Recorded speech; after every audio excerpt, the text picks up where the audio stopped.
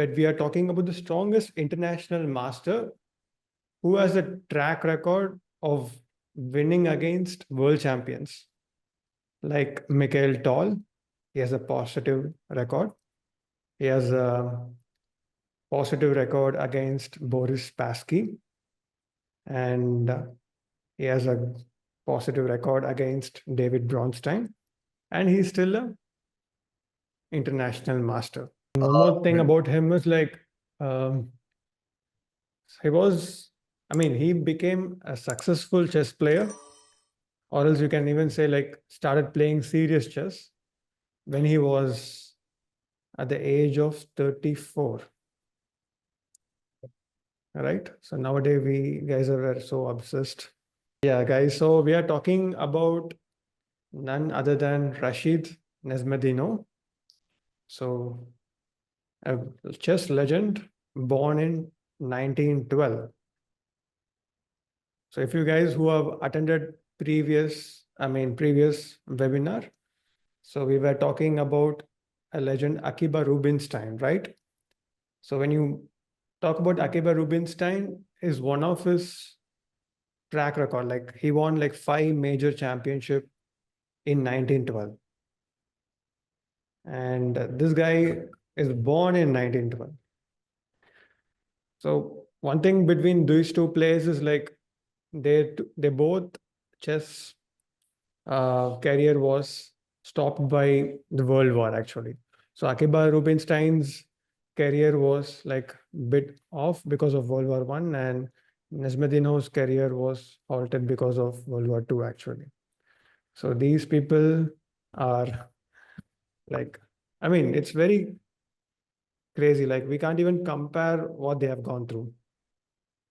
Anyways, so yeah, apart from these things, right? Like, so one of the important thing about Nezhmetdinov is like his attacking ability. Even in one of the quote, like Botvinnik used to point out that Nezhmetdinov never misses a combination. So whenever something arises, he will be the first one to spot it. All right. Cool. So let's get started. So I want to show one of his iconic game, and there are so many things to be discussed. Definitely an hour session won't be doing sufficient justice, but still I will try to show some of his interesting analysis, and we can, as always, try to analyze the positions as well. All right, so let me get started. So I'm going to share a game today. Okay, so this game was played between Polgavsky, who is one of the other legend, and also he has a good track record against Polgavsky. So Polgavsky is white and Nezhmetdinov is black pieces. So this game was played in 1958. So technically, it is one of his a peak, I would say, peak of his career. And so let's get started. So the game starts with d4, knight f6, c4. So Polgavsky starts with queen's pawn opening here. And Nezhmetdinov comes up with a very interesting choice here. He plays the move d6. Okay. So the first question I would like to ask over here is, so which opening is he trying to play here?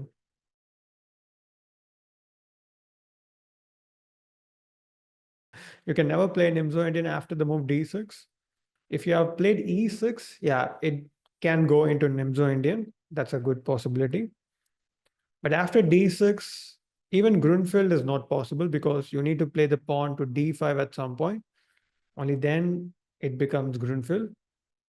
So the main, I would say, is King's Indian.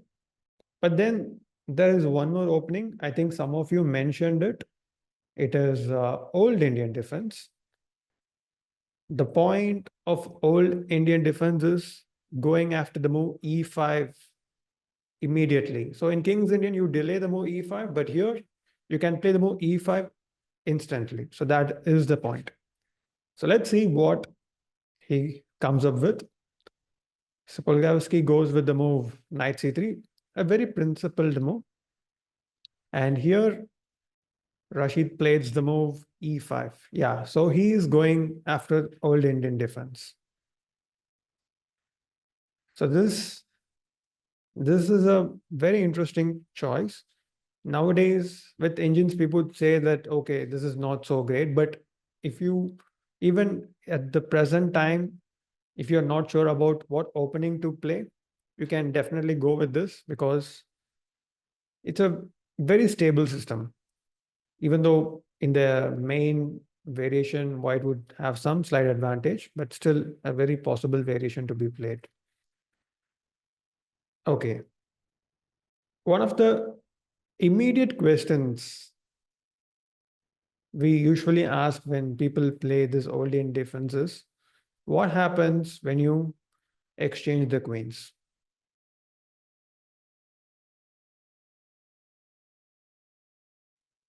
Right?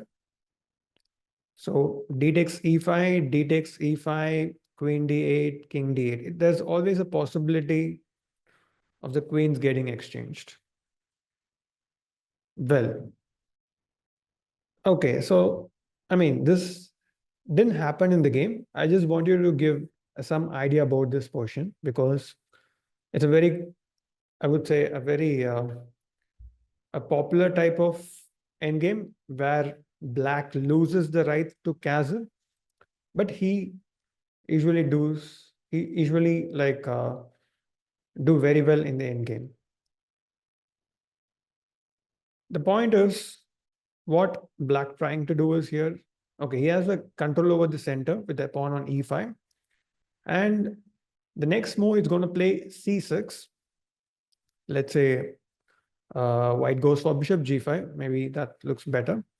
You just play the move c6, and then the king goes to c7.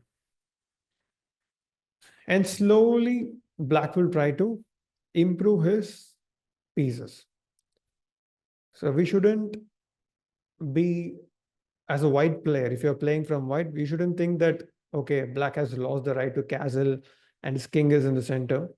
It means white is better. But actually, this is a very equal portion where both sides have equal chances. Okay.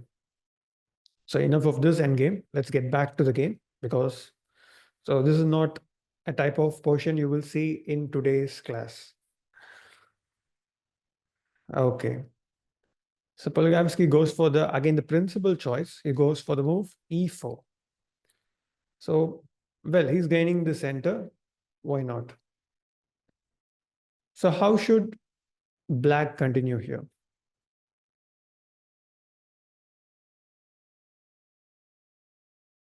So remember, Nezhmetdinov is a very ferocious player. Like he likes to attack and come up with moves that gives you initiative. So you should also try to think along that line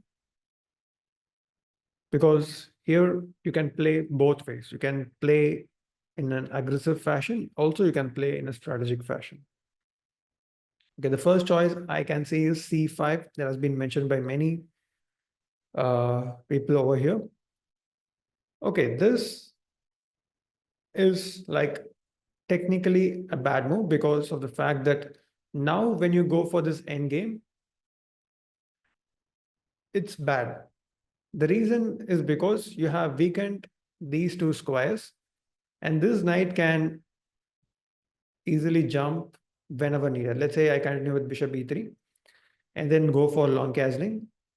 Now my king is not safe on c7. It can always be attacked by the b5, I mean, knight on c3.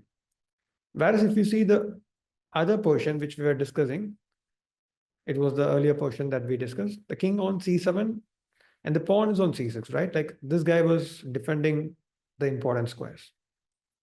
So that is a key difference in this variation. So white is doing better here. Okay. And the other move that has been mentioned is g6. Again, g6 runs into the same idea, d takes e5, takes. I mean, it's possible to play, but this pin is annoying. And again, long castling knight d5 is a big issue. Okay. Now let's talk about what would Akiba Rubinstein would play. So we have two interesting personalities over here. So Rubinstein would have chosen a move which is very positional. Probably he would have gone with the move knight c6 because it puts more pressure on the center. And also when you play the move d5, you can reroute your knight. Maybe even b8, why not? Because you can jump over here. Also e7, it's completely fine. This knight will go to g6 and bishop e7 castle. Yeah. But Nezhmetdinov, on the other hand, goes for the move e takes d4. So he's saying, so I'm fighting for the initiative. I'm making opponent queen move.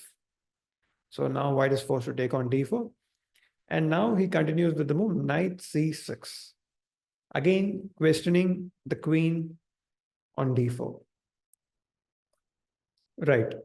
Okay, of course, like I'm not saying e into d4 is always the best choice, but it is a choice that asks question. Yeah, you can play c6. You could have played moves like bishop e7 as well. But definitely this is what an attacking player would first consider because it gives the initiative. Okay. So yeah, good for those who have found this move order. Now white goes to queen to d2. Okay. So how should we develop our dark square bishop right now?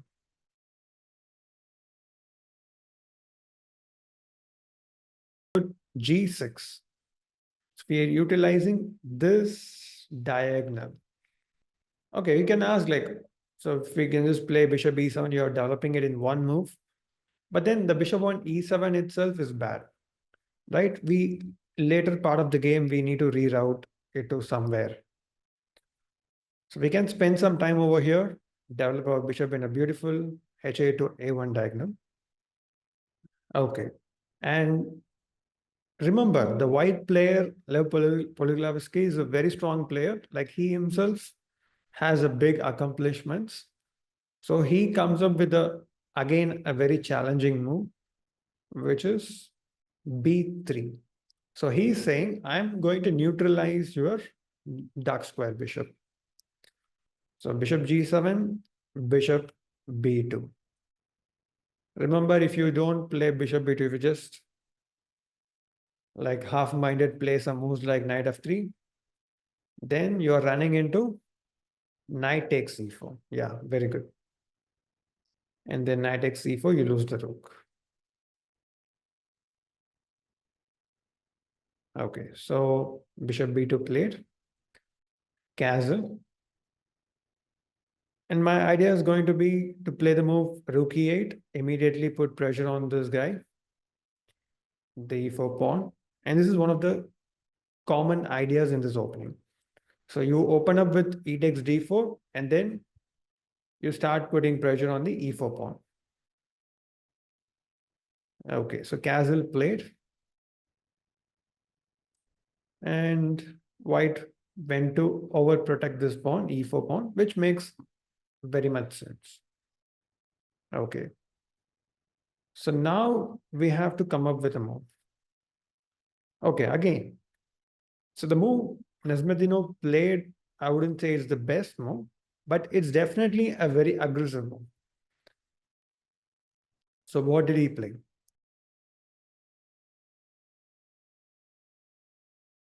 Knight g4. Yeah. So that is the move Rashid played over here. Yeah, it's a very interesting choice. First of all, it opens up this diagonal. And second, it also opens up this diagonal, the queen diagonal. And this knight can jump always to e5 square. So it's a very nice, tempting move, I would say. For example, if the white player is tempted and just plays h3, you just don't mind. You just play the move knight e5 here. And he's doing pretty well. Okay. So knight g4 being played and knight g e2. Okay. So now what? So what is the next piece that can come to attack? Queen h4. Okay, good. So we are just bringing all the pieces inside. And right now we are threatening queen takes f2 right away. And if you try to be smart and go for the move castling, you even end up getting checkmated in one. So it attacks the f2 pawn as well as you're also stopping white from castling. Knight g3 played. So now the point is like he's going to kick the knight later, like h3. So Nezhmetdinov continued with knight g e5. Okay, knight g e5 again. So I'm asking a question over here. So I have a lot of possibilities. So one idea would be to capture on d3 if needed, but I would say that was the last thing that we could talk about. Okay. So why was a bit happy with the move knight g e5? Castle. All right. So now how can black continue? So you guys can take some time, think, and give me a variation, not just one move, give me a couple of moves.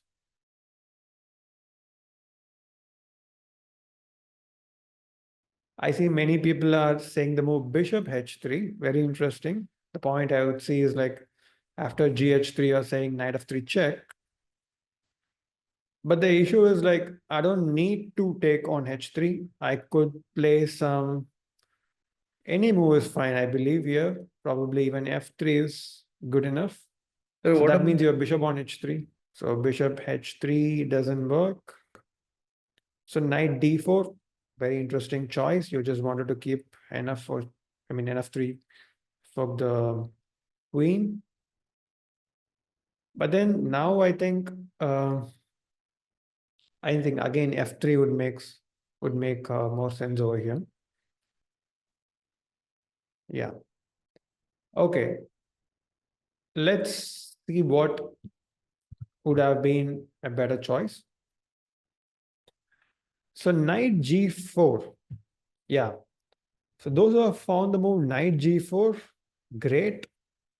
It is one of the best moves in the position.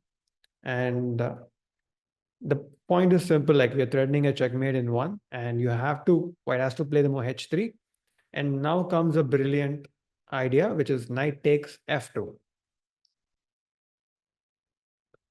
The thing is, this knight is hanging over here right now.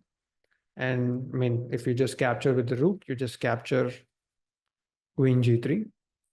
And if you capture with the queen, again, being smart, defending the g3 knight, now you are running into bishop d4. And this queen is pinned. Okay. So definitely knight into f2, rook into f2, queen g3 would have given a black a clear upper hand over here. Because he's a clear pawn up and h3 is weak, bishop is coming to e5, and this king is in danger.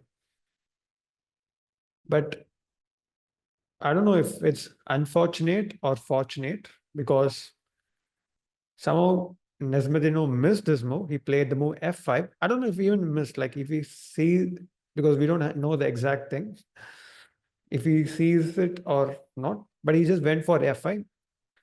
But for me, it is very fortunate that only because of this move, he didn't see, we have got this a beautiful masterpiece game. So f5 was played in the game, ng4 was ignored. Okay, so let's continue from here. So f5 means the position is still equal only. And white, I mean, if Polygavsky would have, I believe he would have spotted after casting, and he would have been much relieved when black played the move f5, which is said by the computer that's slightly inaccurate because of the fact that you missed the move knight g4. But remember, like if there is no knight g4, then definitely f5 is a very, I mean, very thematic move in this portion. All right. So I think this is where I would say the game starts. All these things that you saw is like a build up to the story. But from here is where I would say the actual attacking sense of Nezhmetdinov comes in. So yeah, so you can fasten your seatbelts and be ready. Okay, let's go. So f5 being played is the obvious choice over here is to either capture, but then if you capture, it already opens up the G file, which means it can be utilized by the rook later part of the game. So white goes for the move f3, trying to stabilize the position. Okay, so now let's have our first quiz for today. Oops, yeah. Okay, so many choices. All right, so we have a quiz over here. What is the best move?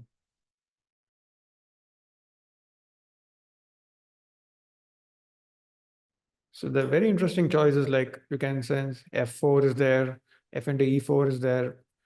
You see knight coming to d4, bishop h6. So many options you can go through, but just keep in mind all these moves should lead to something. It's not like this is the end. These are the moves that is going to lead you to a very promising attack. So that's what we need. So the whole point of black's play is to create an attack. So the right move in this position is bishop h6. So congrats to all those who have found the right move. But then let's first discuss what is wrong with the important options. Okay, so let's first start with knight f3. It's directly blunder. I think people who have chosen knight f3 hoping something will happen afterwards, but nothing is going to happen after he just captures rook into f3. Okay. Next one I would consider is knight d4 because again, you're just moving forward with your pieces. It looks like you're really threatening something, but actually you're not doing anything because this f3 is well protected. In fact, white can counterattack with knight d5, probably here, which means this knight is under attack. So, or maybe, yeah, this knight is also putting a lot of pressure over the c7 pawn. You can just move the bishop as well. That is also fine. So this in itself also is not an ideal choice. Okay, the next move which I would like to discuss is f4. Definitely a move that has to be considered because it is the move that we usually do in these sort of position, unless you have moves like bishop h6. So f4, if you have chosen f4, I would say it's a good choice. I wouldn't say it's a bad one. But then the move that was played, bishop h6, activating the bishop with a tempo, should never be missed out. The point is like many situation, what happens is like you will have the move f4. But here, since the bishop and the queen are well placed, you have knight g4, which immediately puts the pawn under pressure and black is winning instantly. So that is the reason. So here he can't really do anything about it and he has to give black a free hand for the h6 bishop to utilize this diagonal. If you even try to play queen e2, you always have knight d4 coming up with the tempo.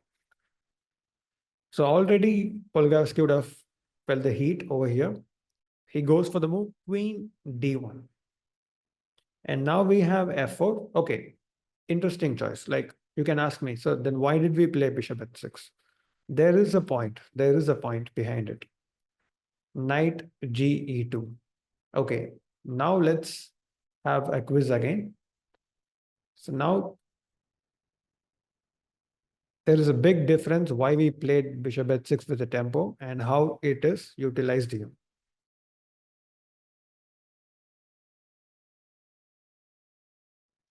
G5 makes total sense over here.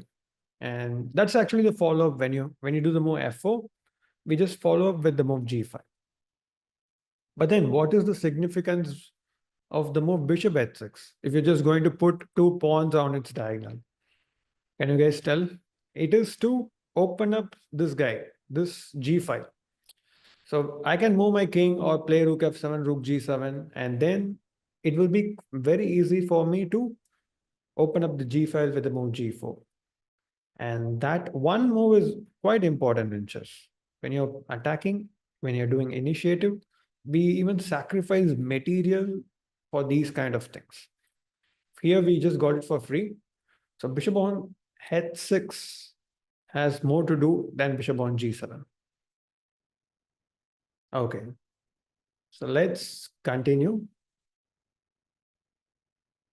Remember, white is also a very strong player, and he comes up with a beautiful defensive resource. If you see, let's say ask like, what would be the plan for black? It's quite simple. Right now, I just wanted to play g4, g3, right? Just play g4, g3, and then there is a mate. And the opponent will play the move h3. Okay, I will just give you some random example like a3, let's play g4, b4, g3, h3, and you just take,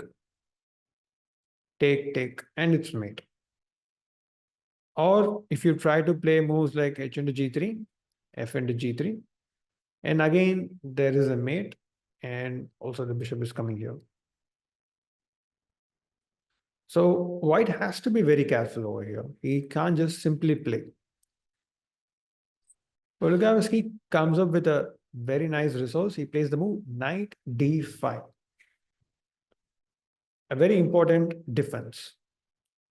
The point is, like black Nezhmetdinov continue with the normal move, which is g4. He plays a very important move. Can you guys find what is the best defense for white in this position?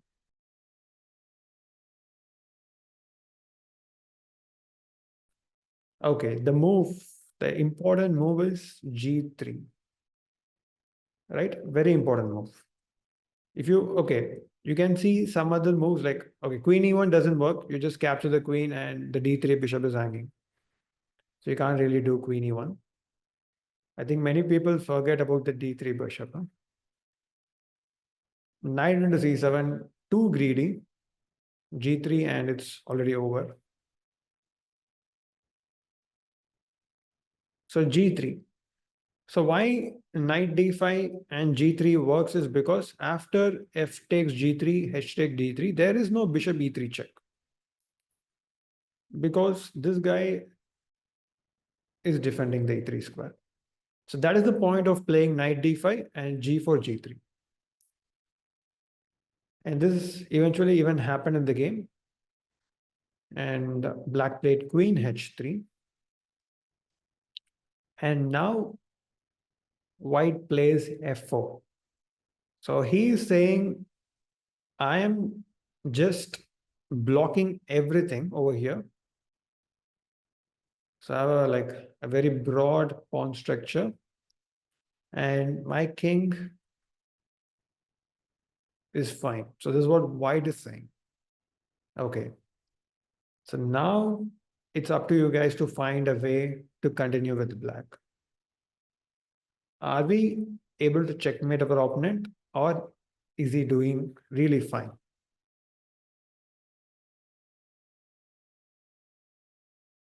Okay. So we have knight into d3. Okay. Basically, we have like knight options, which is knight d3, knight giving a check, going back. And then we have two sacrifices. But definitely this knight f3 is a very, I mean, everybody, it makes so much sense to play the move knight f3, right? So it's like, feels like it's getting checkmated. But actually, what happens after knight f3 check is the only, I mean, white is having only one move, king f2, queen h2 check, king coming to e3, and believe it or not, this position is winning for white. So this king on e3 is like the safest king, whereas this king on g8 is going to be in a much bad state once this queen joins this diagonal. Also remember there is rook h1 coming up, and you're going to lose some material probably in this uh, file as well. So it's one of the beautiful idea, I would say. I mean, you just understand like how a white player is able to come up with these kind of defense. So Polgavsky played a beautiful idea, which is like, I mean, any normal player would have just gone for knight f3 instantly, thinking something will come up. But then you can see this king perfectly placed. You don't have any ways to attack here. I mean, you can just play knight e5, but there is no threat. All the important squares like g4, f3 is occupied by your pieces, so you don't even able to give a check. So that is the reason doesn't work. And the other moves like knight d7, knight d3, all, I mean, goes in vain. So the best move in this position, and which was also fine by Nezhmetdinov, is bishop e6. So what he is saying is, I don't care about you capturing on e5.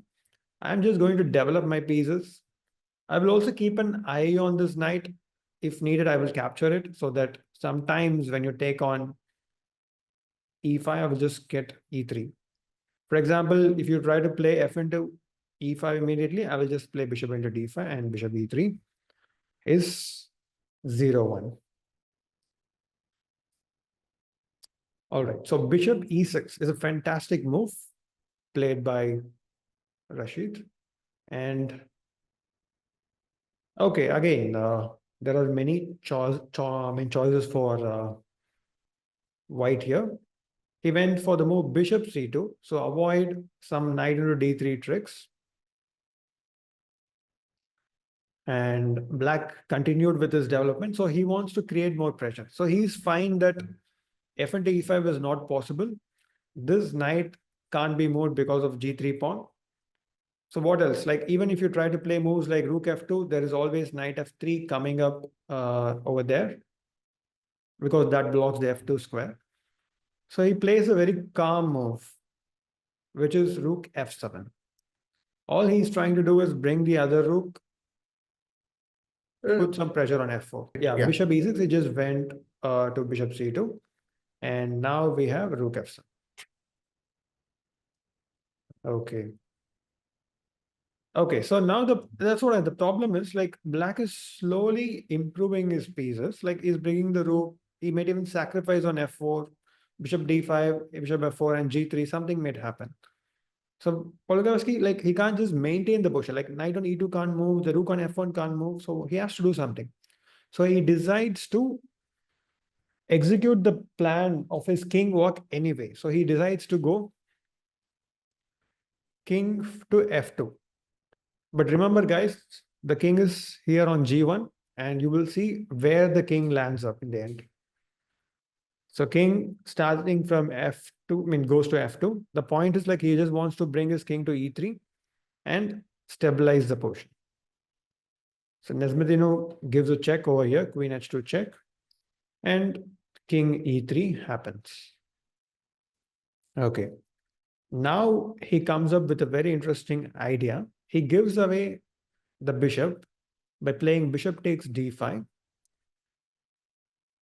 And the point is, he's going to play knight b4 next with whatever capture he does. Like queen d5 also, we have again the knight b4 coming up with a tempo. So anyway, white went to play c d5. And we went to the move knight b4. Yeah, okay.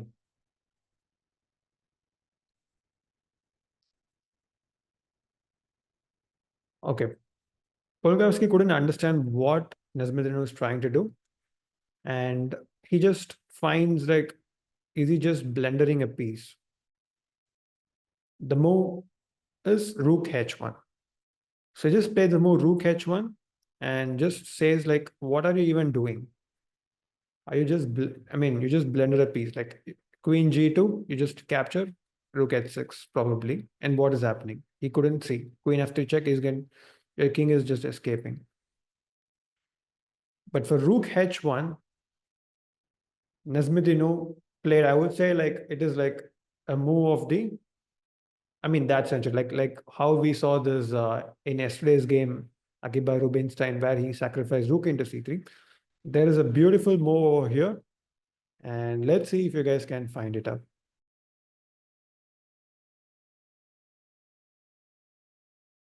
I mean, I would even recommend you to guys to check some other games where he does a queen sacrifice, like one he does with queen into f6, and even when the game that he bet Mikhail Toll is also extraordinary.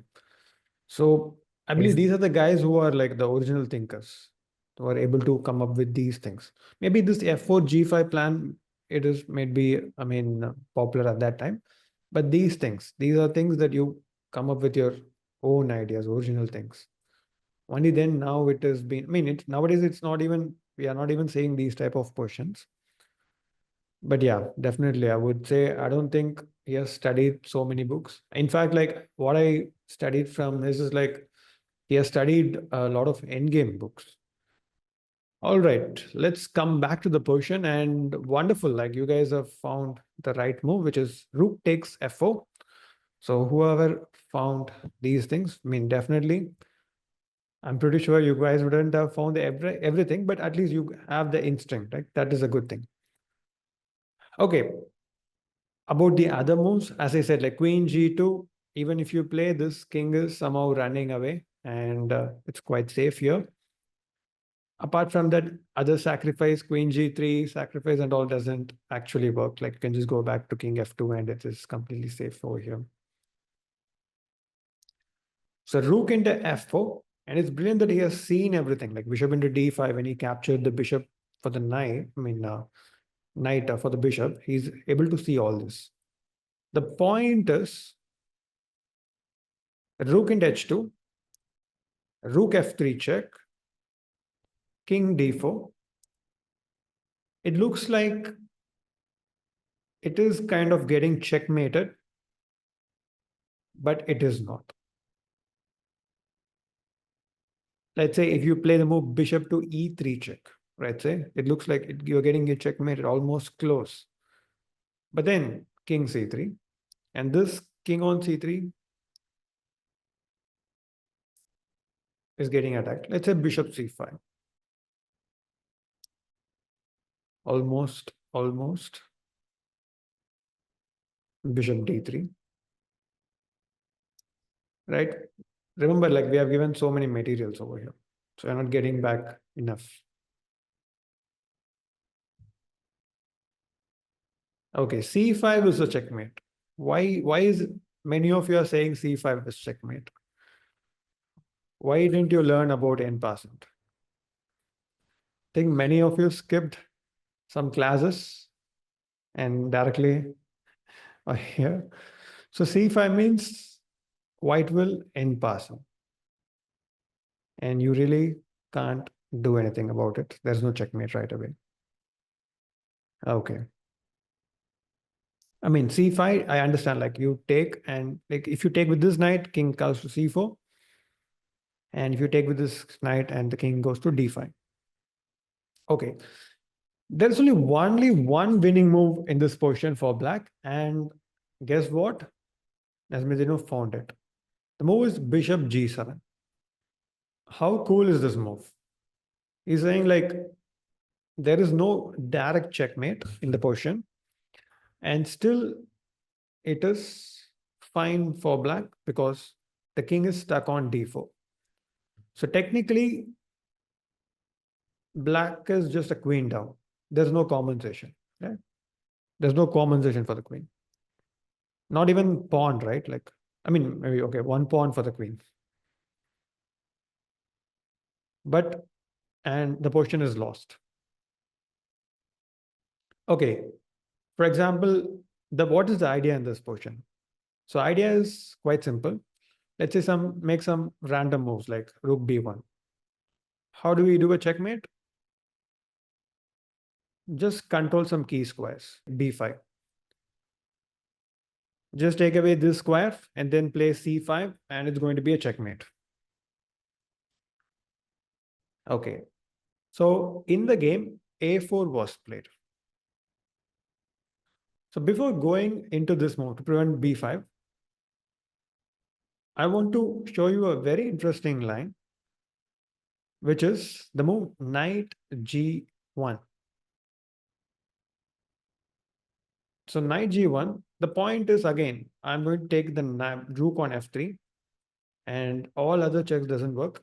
And there is only one winning variation in this portion. Any idea? Ne d3 check.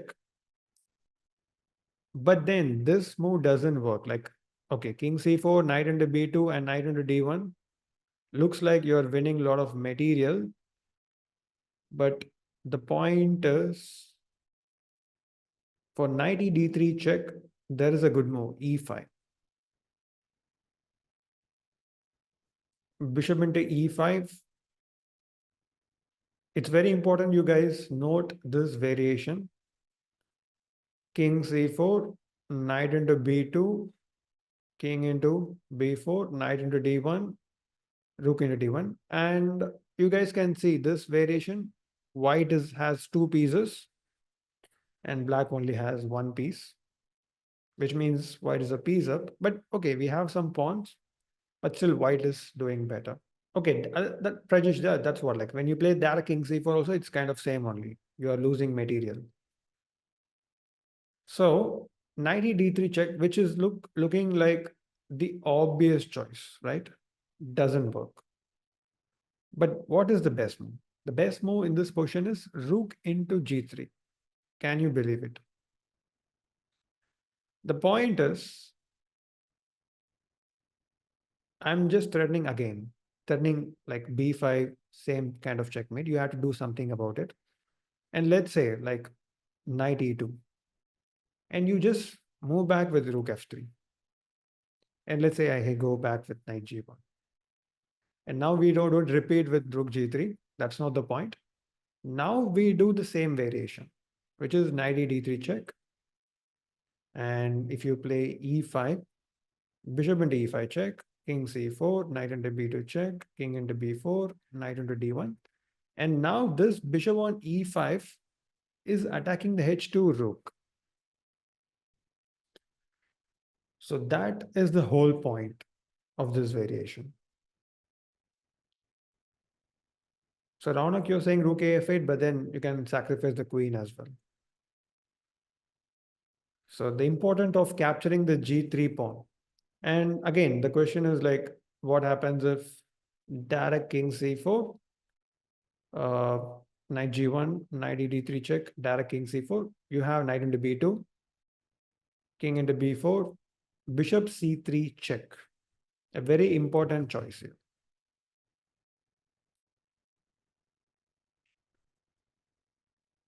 Where will the king go? I mean, if you go up, like it's getting checkmated. So nobody wants to get checkmated with a pawn. A6.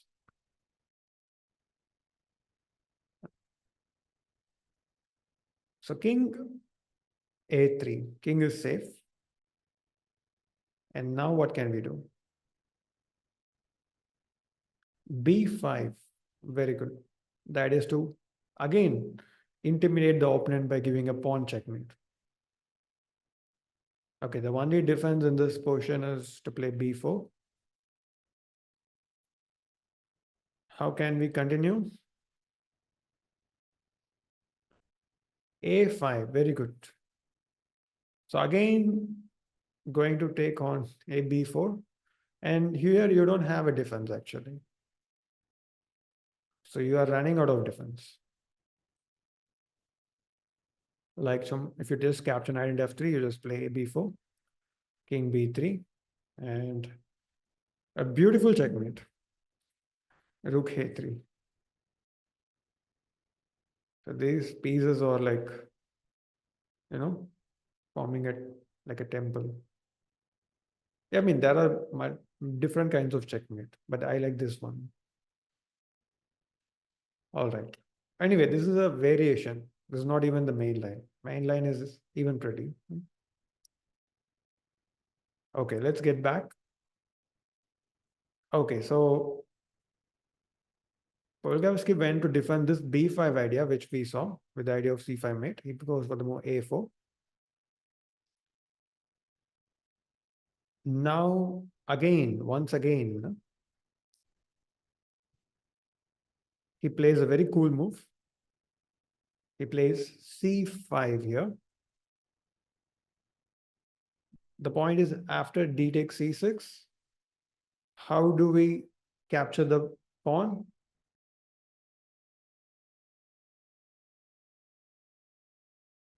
c5. Okay, pawn, very good. Again, the same scenario. Like if you take with this knight, king c4 is there. And if you take with this knight, king d5 is there. All these are winning for white, by the way. And the only winning move is taking with the pawn and threatening a checkmate in one. So which white tries to stop it with the move bishop d3. But then it's not successful this time because after knight takes d3, king c4. And how do you, how do you checkmate white's king?